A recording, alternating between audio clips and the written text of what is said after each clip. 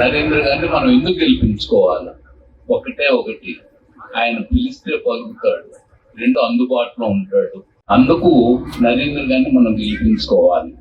రెండోది, టీడీపీ పార్టీని ఎందుకు గెలిపించుకోవాలి? పోయినసారి ఫ్యాన్ చేశారు, ఈసారి తప్పకుండా టీడీపీనే గెలిపించుకోవాలి. ఎందుకంటే నేను ఇక్కడికి వచ్చిన తర్వాత అనేకమైన ఇళ్లలోకి వెళ్ళి పిల్లల్ని అడిగితే ఒకళ్ళు నర్సింగ్ చేస్తున్నారు, ఒకళ్ళు ఇంజనీరింగ్ చేస్తున్నారు, ఒకళ్ళు చదువుతున్నారు.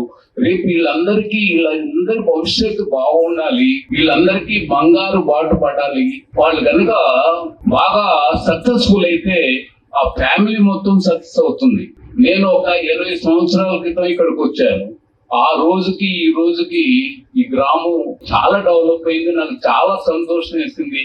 మీరు ఇంకా డెవలప్ కావాలా, మీ భవిష్యత్తు బాగుపడాలా, మీ పిల్లల భవిష్యత్తు బాగుపడాలంటే చంద్రబాబు గారికి సైకిల్ కి ఓటేసేస్తే మనందరి జీవితం బాగుంటుంది, మనందరం ఆనందంగా ఉంటాము.